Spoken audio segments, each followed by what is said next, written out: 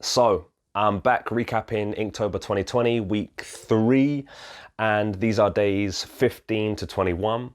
I got into a really nice rhythm this week. After week 2, I was a bit disappointed because I was a bit busy. I wasn't really giving my time to it, and I kind of almost gave up halfway through. I didn't say that in the last video, but I'll talk about that more at the end. I don't have a lot to say about all of the images I made in the last week, but there were 1 or 2 that I did learn a lot from, so I'm quite excited to talk about them. So I'll bring up the first one and we'll just get started. So this is day 15 and the prompt for day 15 was Outpost. And for this, I drew a wolf. So the last one I drew, day 14, was a crab. And after that, I decided to not put any color on it after the fucking nightmare I had with it and just go with a straight drawing with hatching and make it hopefully a good drawing. But I don't really think it happened. I think the line work, the hatching, the proportions, they were all okay, but I think they were just okay. Yeah, I think a problem I have is being a bit uncertain about what decisions I'm going to make in the drawing. So deciding on what line work to use, the composition, even how much time I'm going to take on it. And I think that lack of commitment to an idea fucks me up quite a bit. Perhaps it's just impatience. But yeah, so that was a drawing. I thought it was okay. And we'll move on to the next. So day 16, the prompt for day 16 was Rocket. And I thought, I love MCU, and it just felt like I should obviously draw a raccoon. So thanks MCU for introducing me to the Guardians. Yeah, let's play it.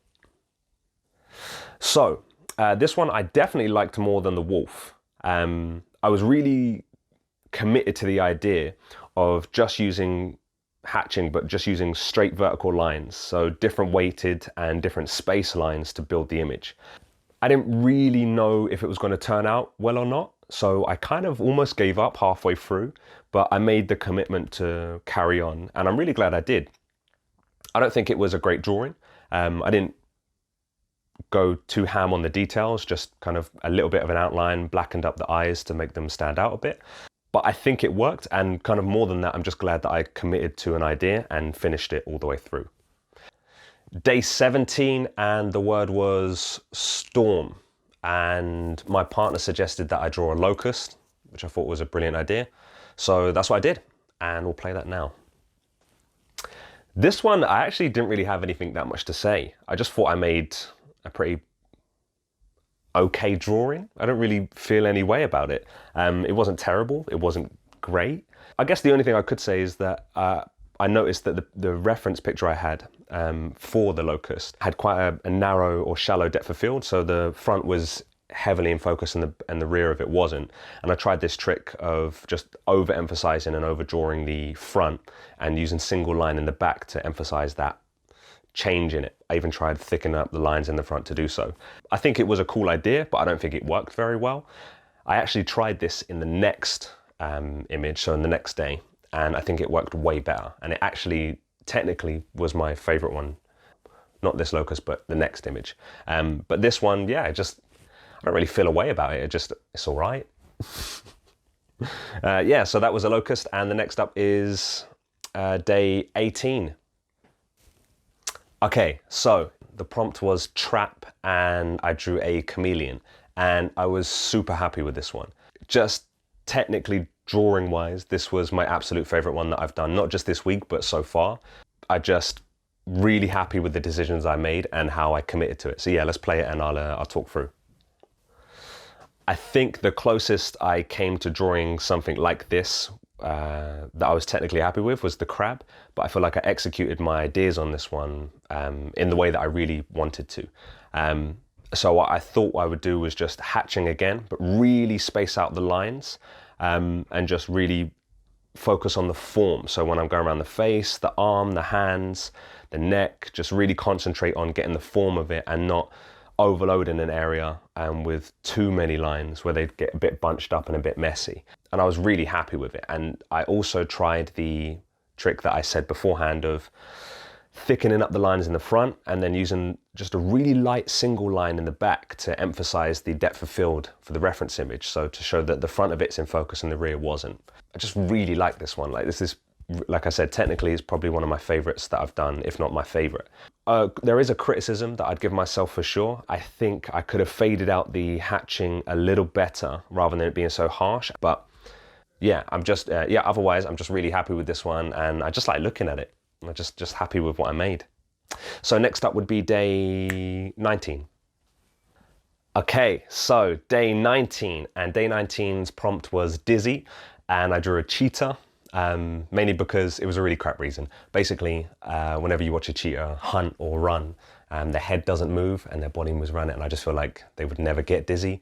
It's a bit Christina Ricci of me, but I just wanted to draw a cheetah, so this was a good excuse for me. But yeah, this one has been my favorite image I've made in a long while.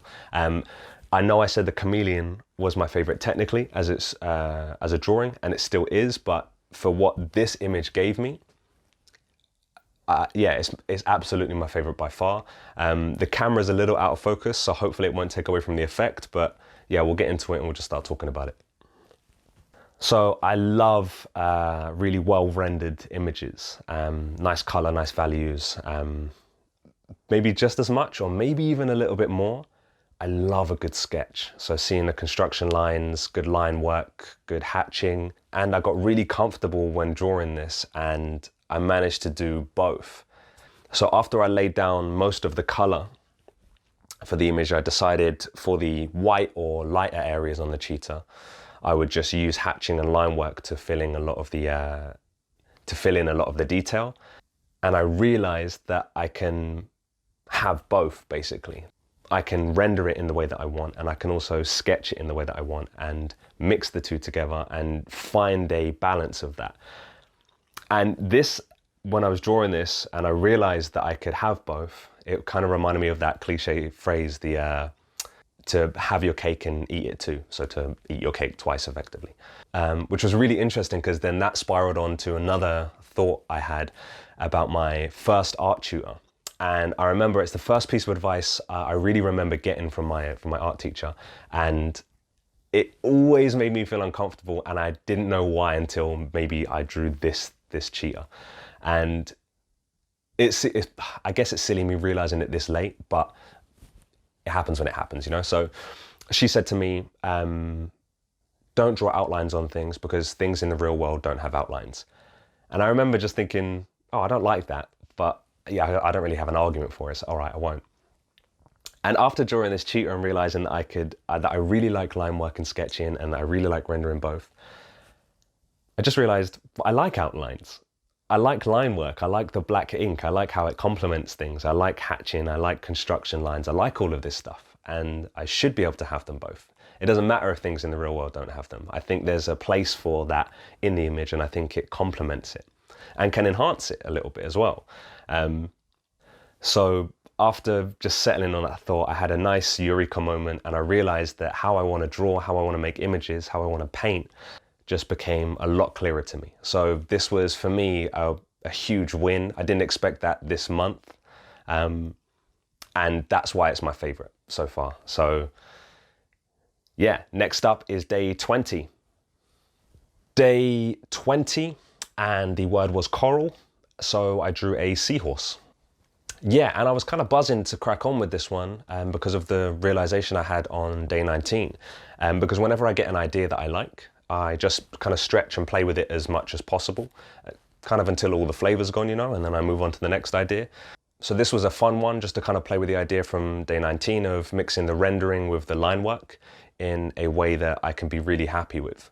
Yeah, so I'll play it and we'll crack on. Okay, cool. So I realized that in the cheetah, I used a lot of light colors, and it was really easy for me to show a lot of the line work through. So I wanted to immediately test, okay, cool, what if I used a lot of dark colors? And obviously straight away, it's going to be a bit harder for me to show off the line work in the dark areas. So I had to intentionally leave quite a bit of color missing from the seahorse to show off some of the line work in it. What I actually quite liked is just a couple of things. Was the rendered face with the line work on the neck. I thought that complemented it really well. And the bubbles actually next to it. That sort of comic book kind of feel of drawing bubbles or clouds or steam or smoke. I really like that aesthetic. So yeah, those two things I was really happy with. I didn't like the construction line around the tail at the bottom, nor do I think the hatching or line work really worked along the back. But overall, I don't think it takes away from the image, and it's just another one that I was happy with. So next up would be day 21, the last one. Okay. I ended the week on a high with day 21, and the prompt was sleep. And I thought, what sleeps better than a cat? I mean, well, my partner did say anything that hibernates, but I didn't want to draw anything else other than a cat. So cat it was. Yeah, I'll prop it up. So this, I decided to do the opposite of the seahorse and load up more on the drawing side than the color side. I think it worked out well. I don't think I'm too happy with how little color I used. I think I could have used a bit more, maybe some off-whites and some creams. But I did like the blues on the side, and I like the yawn bubble marks that I drew. Again, that kind of comic book style thing. This definitely wasn't my favorite image that I drew, but I really like it. And I'm not sure exactly why I like it, but I think it's because this, following from the seahorse and the cheetah, I really feel like I'm starting to build the type of images that I've always wanted to look at. I know that with drawings, with images, with art, I really like looking at a certain type of image, and I've always quite liked the idea of making work that I'm a fan of. And I feel like this might be the start of me doing that. So if it is, I'm buzzing. So yeah, I'm really happy with how this week went, and that's all of them. Okay, so I'm gonna bring myself back full screen, and I'm just gonna mention one last thing that was quite important to me that may resonate with you, I'm not sure, but it was nice for me to realize this. This Inktober for me is going quite well. I've got quite a nice rhythm of not just drawing each day, but editing each time lapse, putting it up on my Instagram, and even making these recap videos each week. And this looks like it's going to be the first Inktober that I've actually completed from start to finish, which has made me realize that all of those times that I'd done Inktober or attempted to do Inktober beforehand, and I gave up, I should have just seen through. I gave up on them just simply because I missed a day or two or more, and I thought, okay, there's a lot to catch up on. I feel stressed now. I don't know if I can do it. What's the point? Blah, blah. And I thought, oh, I don't want to have to deal with any of the stress, so I just kind of turned my face away from it. And I always felt annoyed at myself for doing that. And I realized that even if between now, the 23rd, I think it is today, and the 31st, I miss a day or two or more, that I'm going to make sure that doesn't prevent me from carrying on and seeing it through to the end. There's something about starting, being consistent, and making sure that I finish that is making me feel really good about myself.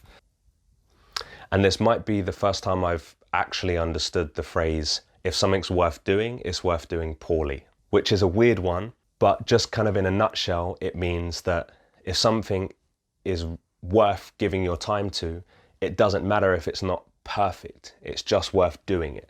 And I think I realized that in this one, because I've always liked the idea of being someone who's okay with failing and messing up and just carrying on and learning from it, but I haven't actually ever been that person. And I think that this month is a big step for me towards being that person.